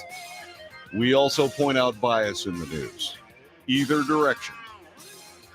Biased news works to the benefit of the 25,000 people, the 1,000 or so in American government, and the 24,000 people in the mainstream media. Bias serves their political ends. We are led around, we the people are led around by the nose by that group of about 25,000 people. What we try to do is we try to arm ourselves with fact to make better decisions. After the news and the analysis, there is commentary. That is not the news. That is simple opinion. Just as valuable as yours. That leads to debate. Debate is where you can join us, whether it's on chat or whether it's on the phone at 817-379-2172. I go through all of this. I go through all of this stuff. I go through all of the chats, and I refer to them honestly and often. So make sure that your point of view is covered. 817-379-2172. Last hour, we were spending some time talking about the surveillance society. We spent some time talking about the rather outrageous rhetoric flying now both directions between the United States government and the government of the People's Republic of China, Communist China. And we were talking also a little bit about the surveillance state from a standpoint of video enforcement of traffic laws. Well, there still is an awful lot of information that we are not privy to that dramatically affect this society. And there can be no better example of a government that is, too big for its britches than what happened during the COVID-19 mess that exists to this day. But at least the truth in its traditional way, the truth has outed, or the truth will out with regard to some of this misconduct. And it looks like there's going to be more. Senator Rand Paul of Kentucky has always been, he is a doctor. He's a medical doctor. He's an ophthalmological surgeon. He's an eye surgeon. Ophthalmology. An ophthalmologic. Okay, whatever. Can't believe I can't figure that word out. I think I had trouble with that before. Anyway, he's a surgeon. He knows his way around medicine. Because he's not an optometrist, he's a doctor. And he has really been zeroing in on the miscreancy surrounding COVID-19, the SARS-CoV-2 virus in specific. He's announced the first ever hearing on what is gain of function research. For some reason that seems perilous at best and just plain irresponsible at worst, researchers figure out ways to make viruses more deadly. And this gain of function research is the name that they use for this research. And gain of function is how you take a cold virus and turn it into a killer. In most cases, this happens in a lab. But what for? Why would you do that? Why would you take a virus that would normally make you miserable and make you crazy or just make you just feel like crap and then go ahead and make it bad enough to kill you? Why would you want to do that? Well, they say this way we can study the viruses more. Why? By unleashing it on the public, either by accident or on purpose, and seeing how many people die? Is that the experiment? Well, it's outrageous. Why would you create something? Why would you create what, for all intents and purposes, must be a biological weapon? Why would you do it? Unless, of course, you wanted to use it. Now, there are still all kinds of of crazy ideas about just exactly how we came under the thrall of COVID-19, the SARS-CoV-2 virus, whether it was on purpose or whether it was by accident. We are in a position where we have seen the world's best, and I mean the very best biological weapon ever used because of all of the attributes of this virus. That that a virus would show up that has this amazing ability to move so quickly, not just through a population, but the world, is, if it's not a biological weapon, it's certainly going to be used to create bigger ones if this gain of function garbage doesn't get stopped. So Dr. Paul has said this. Throughout this pandemic, Dr. Rand Paul has led the effort to hold government officials accountable for the status of efforts being made to combat COVID-19 and the origins of the virus that killed over 6 million people worldwide. This, according to a spokesman for Senator Paul, speaking to Fox News. Quote, "This has been over a year-long process of getting congressional Democrats to finally agree to a hearing, which will also be the first congressional hearing on gain-of-function research. Dr. Paul looks forward to working with Subcommittee Chairwoman Hassan and hearing from expert witnesses during this critically important hearing that should have happened long ago." And I completely agree. This, by the way, from Fox News. The hearing, which is scheduled to begin day after tomorrow, Wednesday, comes a week after the Kentucky senator attempted to pass an amendment to the CHIPS Plus Act that would have banned U.S. funding for gain-of-function research in China. Yeah, the very same laboratory that operates in Wuhan, China, was working on this particular virus with American taxpayer money. And Dr. Anthony Fauci's fingertips are all over it. They're just all over it. And Rand Paul is the only guy that I've seen that has really, really pushed this. And he should. He should. Democrats objected to the amendment despite it passing unanimously in an earlier version of the bill last year. That was this amendment to the CHIP Act. In remarks on the floor of the Senate last week, Senator Paul argued there was significant evidence the origins of the COVID-19 pandemic could be traced to the Wuhan Infectious Disease Institute, the Wuhan Institute of Infectious Disease in China. And he said this, quote, "Gain-of-function research enhances the severity or transmissibility of existing viruses that may infect humans. The dangers are so acute that from 2014 to 2017, the National Institutes of Health suspended funding for all gain-of-function projects. The emergence of COVID serves as a reminder that dangerous research conducted in a secretive and totalitarian country is simply too risky to fund, especially when you're talking about China, that has unleashed more than one of these viruses on the entire planet." Paul also sent a letter to the acting director of the National Institutes of Health, Lawrence A. Tabak, last week to demand that the agency be more transparent on the origins of COVID-19, arguing the National Institutes of Health has, quote, "repeatedly disregarded its responsibilities," unquote, under the Freedom of Information Act. We talked about this last week. We reported last week that indeed we do have the genome for the SARS-CoV-2 virus.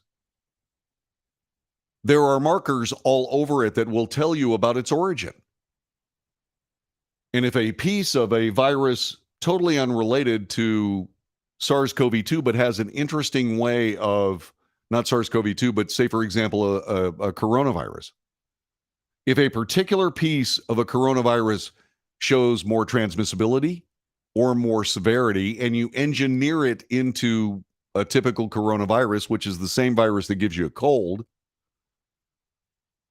then that would be readily apparent. And anybody that's got COVID carries a sample of the disease. There is no way that we don't have an adequate understanding of the entire genetic sequence of this virus. And why don't we know about it? Why don't we know about it? The only thing that I can think of is the fix is in. But for what reason and to what end?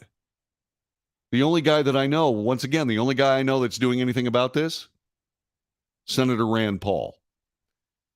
And that the National Institutes of Health could even be accused of repeatedly disregarding their responsibilities to be transparent on a virus that has caused this much damage to the people of the United States and our economy is absolutely unacceptable. He went on to say this, quote, of particular concern is the National Institute of Health's recent admission in court that the agency is withholding portions of emails between employees because, quote, they could be used out of context and serve to amplify the already prevalent misinformation regarding the origins of the coronavirus pandemic, unquote.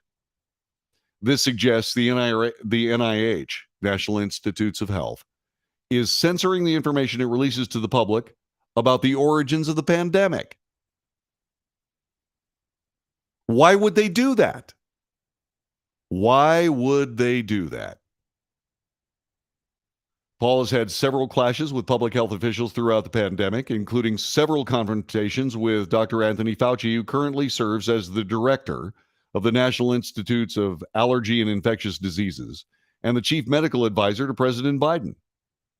Most recently, Paul told Fox News that Fauci would be forced to testify under oath regarding the pandemic if the Republican Party takes control of Congress during the midterm elections. You know, if there's a case for the Republican Party to gain control of the Congress, this would probably be Exhibit A in that case. I mean, think about it. 6 million people dead around the world. 1 million people dead in the United States. And we don't have an absolute understanding of where this virus came from. We have guesses, we have estimates. We have research projects that say, no, it was from a raccoon dog in the Wuhan. No. If he's in public employment, we will subpoena him. He will have to appear and testify under oath. If Republicans take charge of the House or Senate or both, he will have to testify under oath because 1 million Americans died. And we want to know about, and what we want to know about was what we want to know is whether there was a cover-up trying to suppress any link to that lab in China. And that's where everything points. And why would that be such a big deal? Is it because there's this gain-of-function research going on in a lab somewhere in the world? No. It has to do with the fact that there are American tax dollars all over that research. Back with more in just a moment.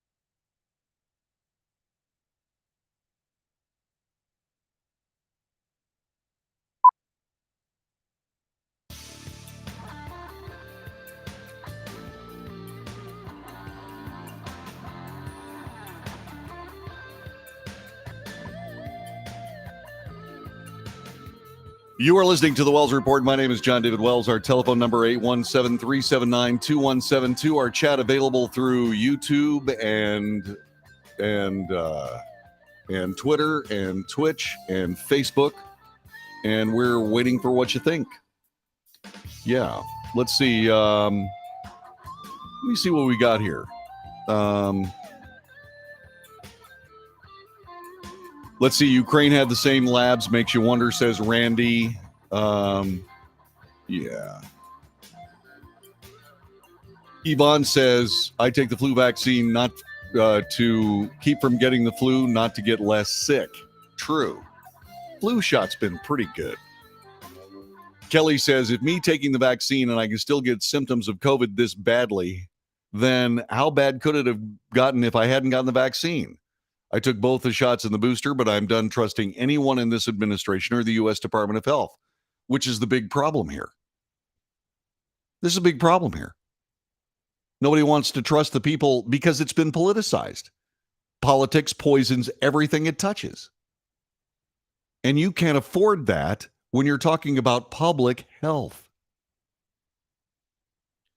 These viruses studied in these labs, I assume that they're in test tubes or vials and can be transported. Well, yeah, you can transport them, but, a lot of times,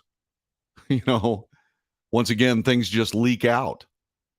Jessica says, the more I learn about Fauci's hand in the AIDS epidemic, it makes it abundantly clear to me that he's a vicious criminal, and thank God for Rand Paul, who's the only politician who has the cojones to call him out on his BS. Fauci is a lying liar who lies. Nothing that comes out of that man's mouth is true. NIH, NAIDS, and the World Health Organization all have blood on their hands when it comes to COVID. Sad thing is, none of the decision makers will be held accountable because the mainstream media supports them. Well, yeah. Yeah, the mainstream media, a huge player in this.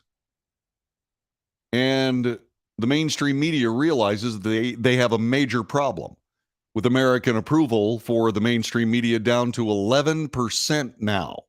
11%. The lowest in history.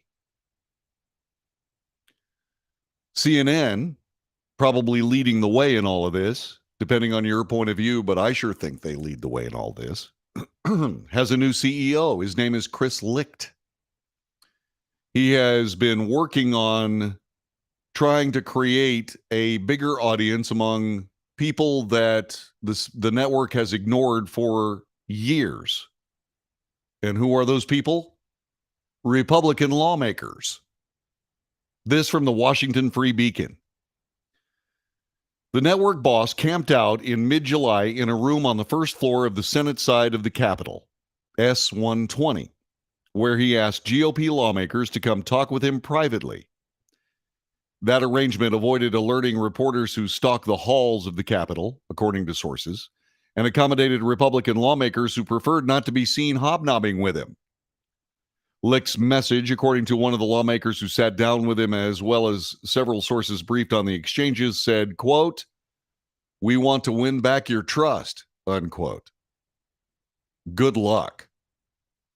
The CNN chief spent between 45 minutes and an hour talking to GOP lawmakers who no longer appear on the network to come back on the air, and assuring them he'd praise producers for inviting them and communicate his displeasure if he doesn't believe they are treated fairly. One Republican lawmaker, nameless, said, "I do believe he genuinely wants that to happen." And he said, put aside ideology, I believe, the lawmaker believes that Chris Licht thinks that CNN sucks.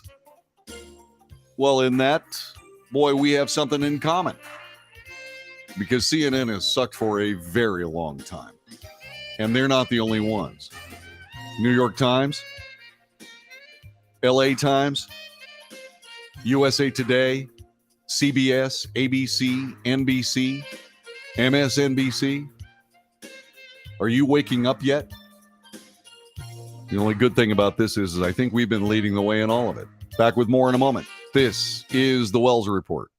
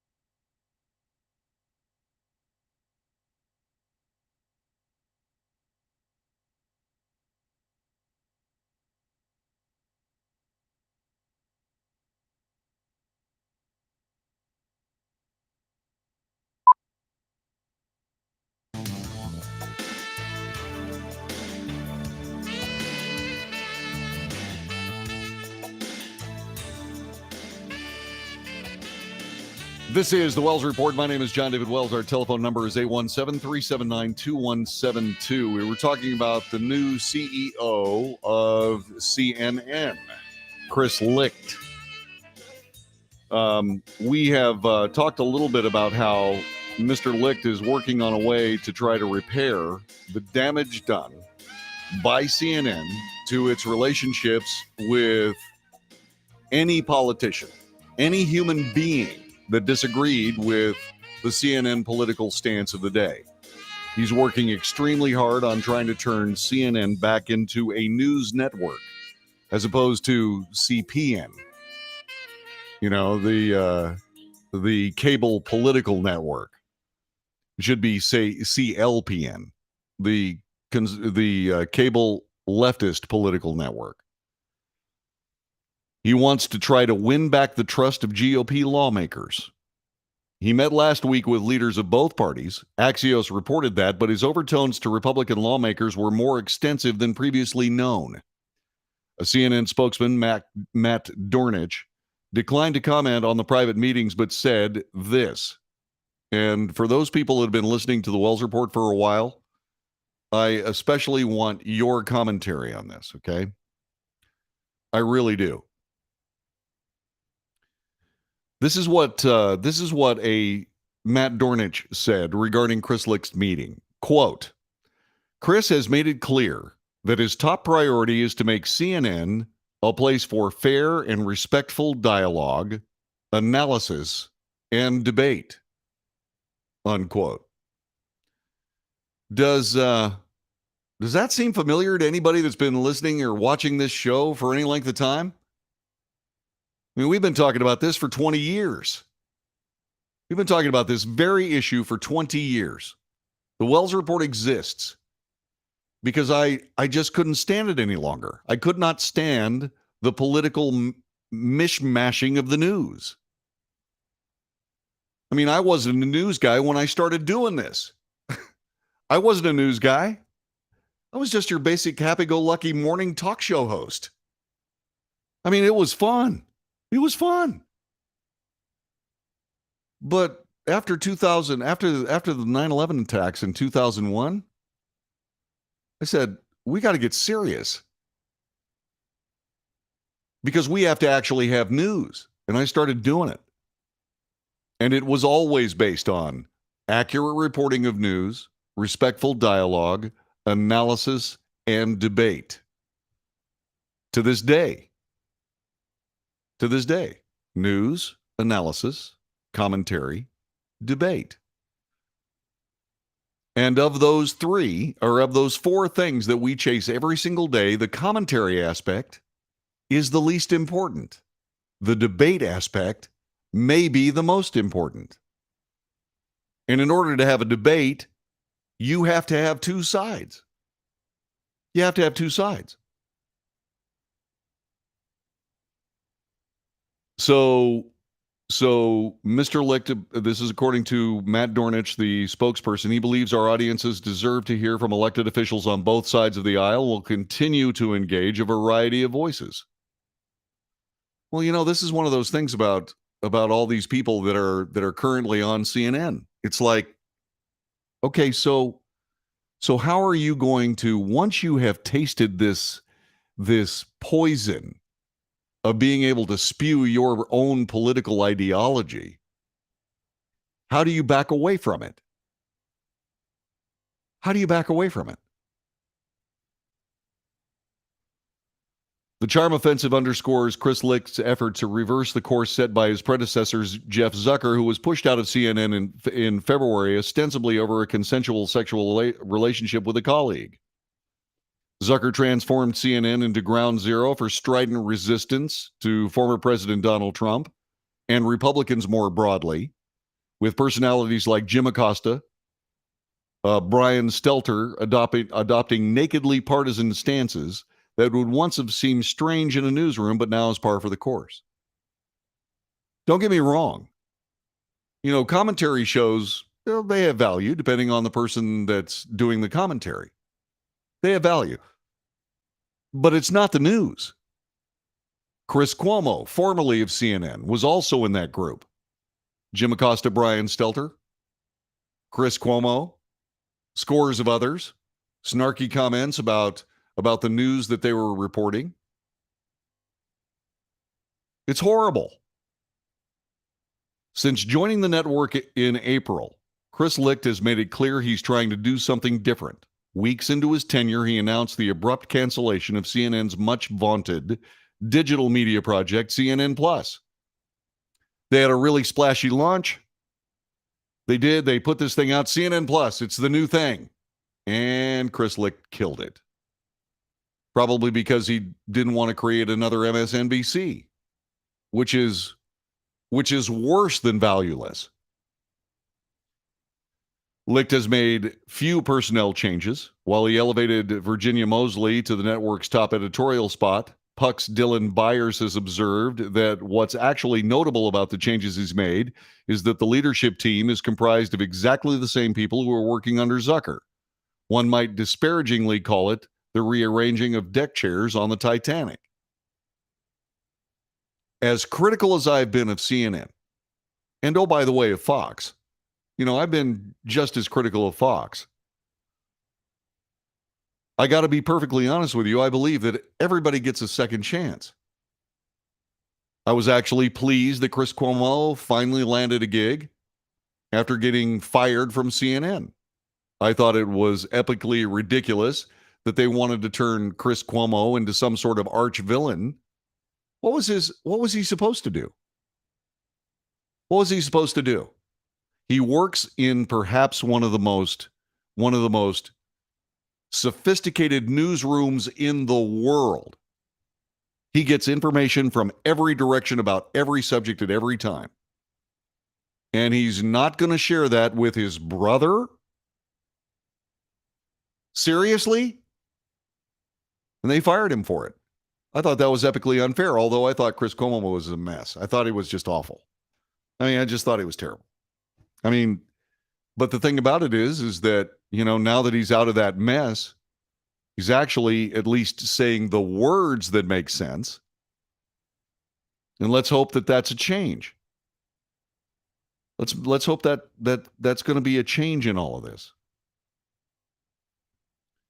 By the way, and we were talking about Jim Acosta and Chris Cuomo at CNN and Brian Stelter. Sean Hannity is the Fox News version of this. Okay? It is blatantly partisan. And I suppose that works as long as blatant partisanship works in the news. Now, he's a commentator. I would never be able to get away with this.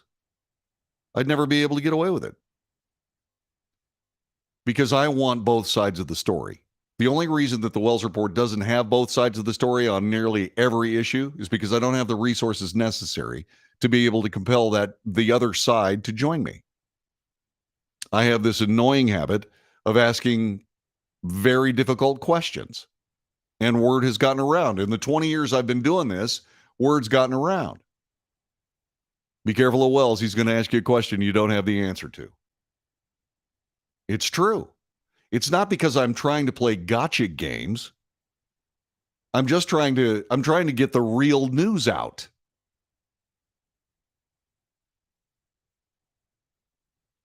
Licht's pitch was a tough sell, according to sources, given the hostility CNN anchors have expressed toward top Republicans and vice versa. Among others, the lead host, Jake Tapper, has floated the idea of banning from his show any Republican lawmaker who questioned the 2020 election results. Asking in May of 2021, how am I supposed to believe anything they say? A stance CNN colleague Chris Wallace has dismissed as moral posturing. Tapper, former spokesperson for Democrat Congresswoman Marjorie Margolis Mezvinsky, has continued to book Georgia gubernatorial candidate Stacey Abrams, who never conceded her 2018 race to Georgia Governor Brian Kemp. That hypocrisy is going to nail you. Absolutely nail you. It's just awful. How am I supposed to believe anything he's going to say? Well, here's how I handled the 2020 election results. I don't know. and neither do you. And the people that do know refuse to open up their machines for any kind of scrutiny whatsoever. And for some reason, they've been able to get away with it. So far, I doubt that's going to be the case much longer. But I just don't know. So that's my idea. Am I concerned about the fact that we have dishonest elections? Absolutely. But I was also very concerned about the fascist screed that went on when anybody disagreed. That I could find from people who just watch this show. They get in my face all the time and talk about, no, wait a minute, there have been 60 lawsuits and they've all been found in the favor. And then every investigation, I'm going, you don't have to sell the truth. The truth sells itself. So where's the truth in the 2020 election? By all means, let's get to it as quickly as we can. And then to just say blanketly, well, if you believe this, then you're not going to be in my show. Well, okay, that's fine. Except what are you doing the show for? I do this show for you. I don't do this show for me. The only reason I tell you what I think is because I think you ought to know. Not because I'm saying it, but because I'm trying to get a conversation started. And I don't have any problem whatsoever sharing my side of the conversation. Last week, I had a great conversation with a guy that I've known for years, who listens to this show for years, has decidedly different politics than me. He's a Democrat. And he voted for President Obama twice. He voted for Joe Biden once.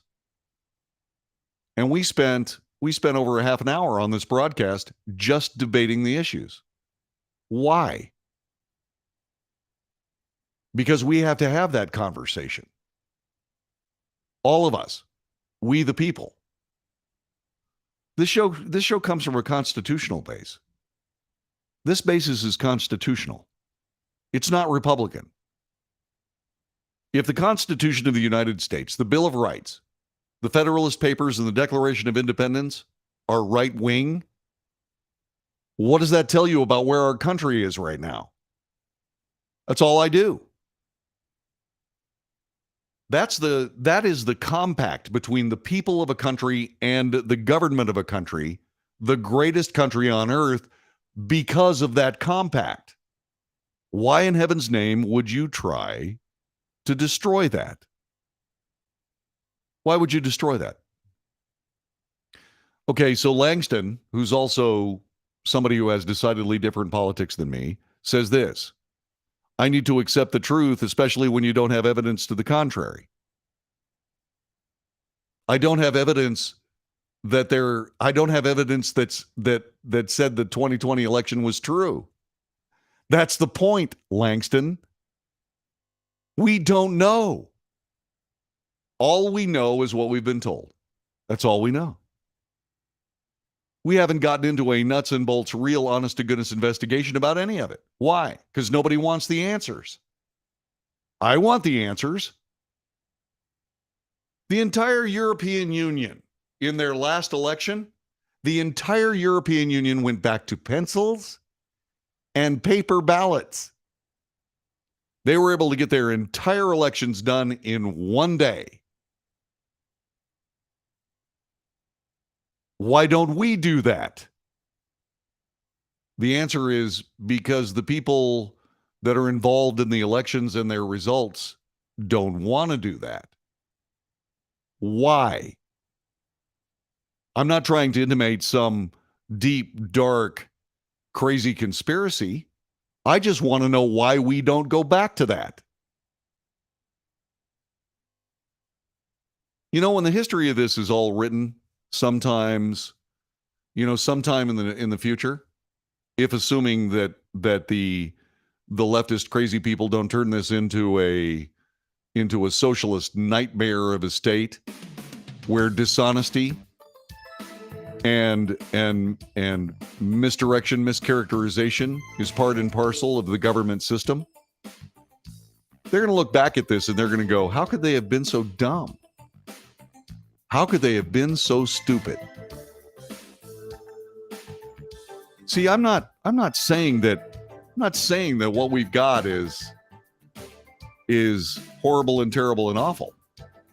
But why is it that when I say, hey, it could be horrible and terrible and awful, everybody just starts yapping at me like I've just described, somebody's genitalia under their clothing. Hey guys, whoa. I just want to know the answer. If there's any personal bias in this, I happen to think you want the answer too. That's it. You're listening to the Wells Report. We'll be back with more in a moment. Stay where you are.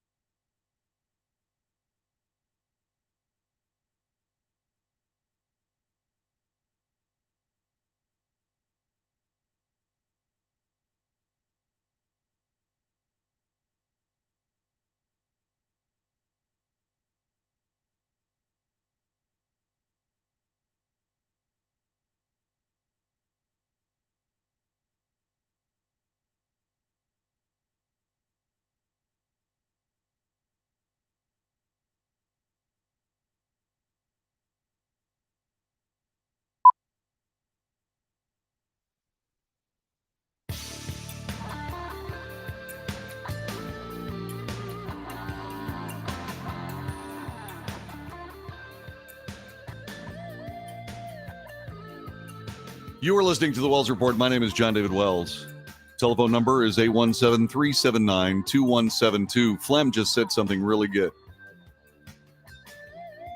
The idea that the mainstream media operates on the concept that misinformation is anything other than the information coming from authority is absurd. It's not just absurd. It's dangerous. It's fascism. That's all it is. And it's amazing. I'm talking about, I have questions about the 2020 election that haven't been answered.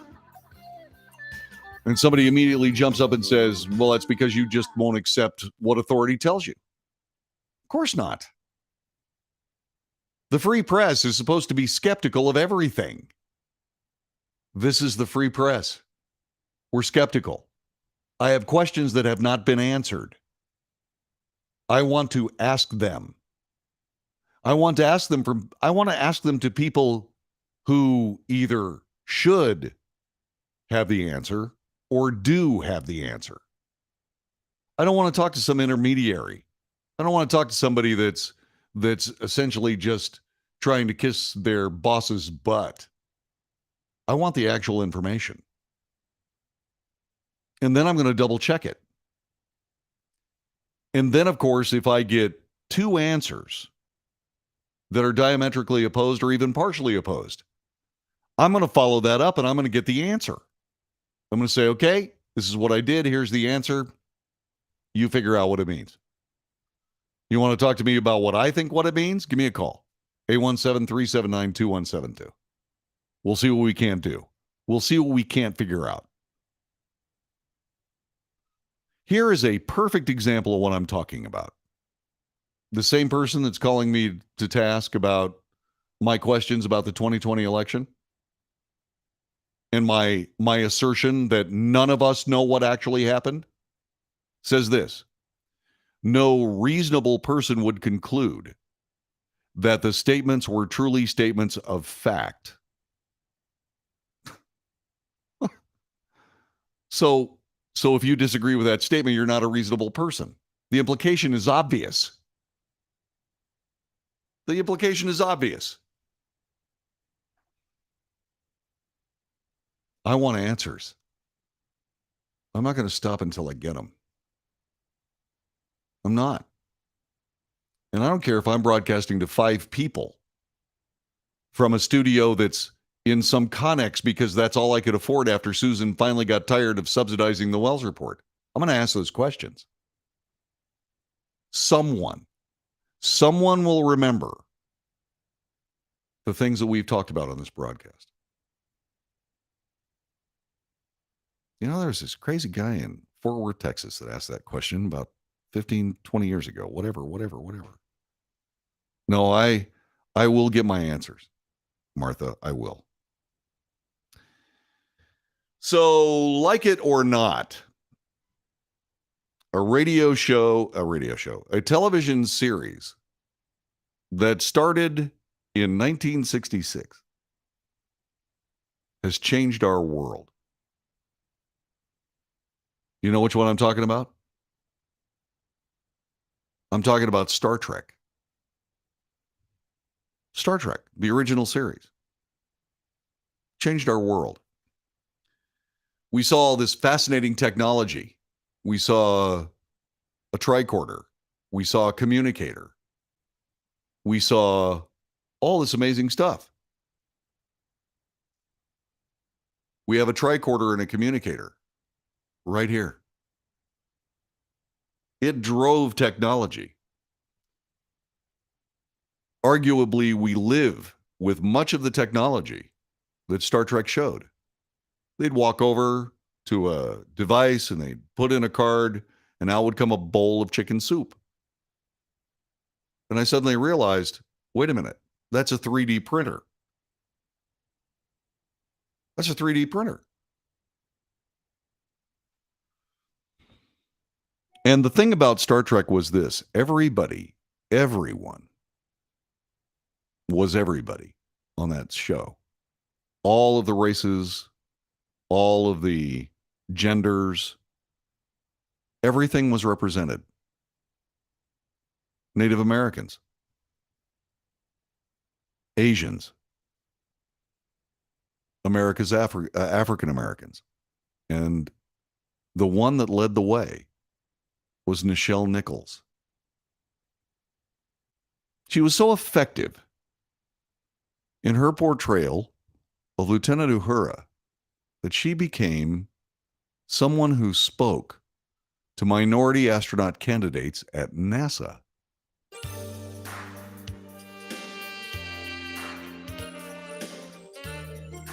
I regret to inform you that a great light in the firmament no longer shines for us as it has for so many years, said Kyle Johnson, Nichelle Nichols' son. Last night, my mother, Nichelle Nichols, succumbed to natural causes and passed away.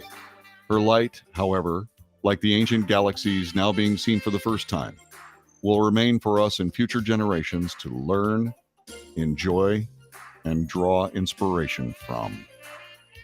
Hers was a life well lived and a model for us all. Nichelle Nichols was 89 years old, and she changed the world.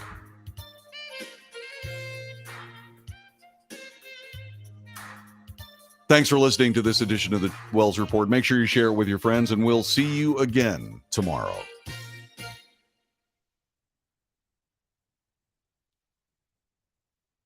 God bless all y'all. Thanks very much for being with us. Let me turn it over here. Thanks very much for being with us. I appreciate you sharing this time. I know it's tough. I know it's a lot of time that I ask. I do this for 3 hours every day. It's a lot of time for me to do. but that you would share this with me really means a lot. Really means a lot. So God bless all y'all. And I, again, will see you tomorrow, okay?